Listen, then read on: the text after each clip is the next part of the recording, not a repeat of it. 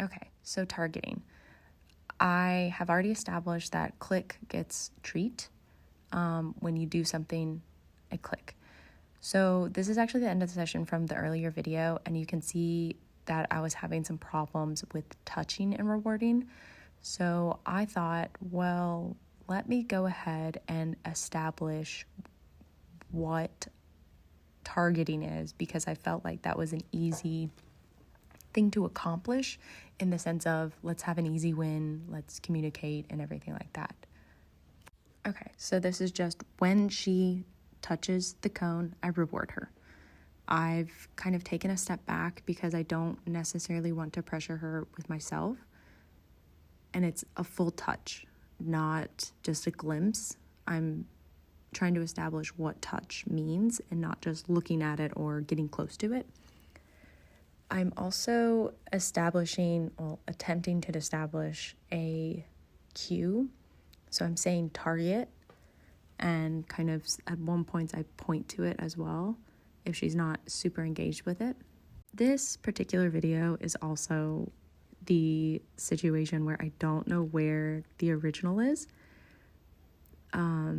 So I'm just going to loop this a couple times, because you can just watch click, treat, reward, click, reward, target, click, reward. This is also good for me because I'm really helping myself kind of get the rhythm down and get the timing. It's okay. So the part that I don't have, and I think I probably deleted it out of anger and embarrassment, is that later on in this session, I hold the cones and have her target them. And I do like that. I think that's a good bridge between touching me and touching the cone. I liked that. I did. I moved too fast though, which is kind of the story with a lot of my mess ups that I do. I take the cone away at one point, but I almost don't really let her know I do that, because when she swings around, touches my hand, she freaks out. She actually lunges at me and I fall back. She doesn't do anything else. She immediately backs off and leaves. And I felt really stupid because I had already had an issue where I basically tricked her into touching me, and she told me she did not like that. She did not appreciate it. She was very clear.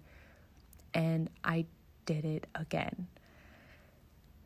It's really hard to admit that out loud, because I'm just really embarrassed, because I made a really stupid decision because I got impatient and I got frustrated and I got overeager and I wasn't listening to her. And that was a really hard moment for me.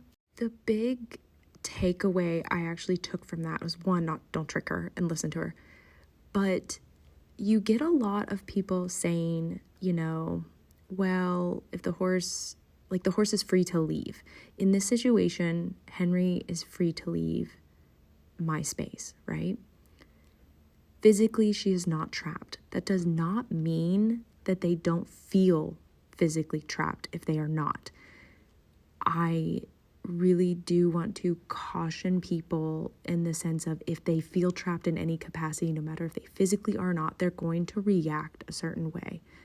And this kind of opened my eyes to that, because I had always thought she can walk away, she can move away, she can run away. But in that moment where she felt extremely threatened and in danger, she felt like she was stuck, so she reacted.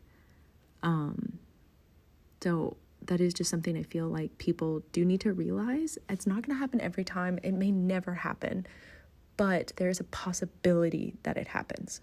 Anyway, this moment, which again, I'm embarrassed to talk about, is kind of a transitional moment for me, because I say to myself, this is actually kind of dangerous.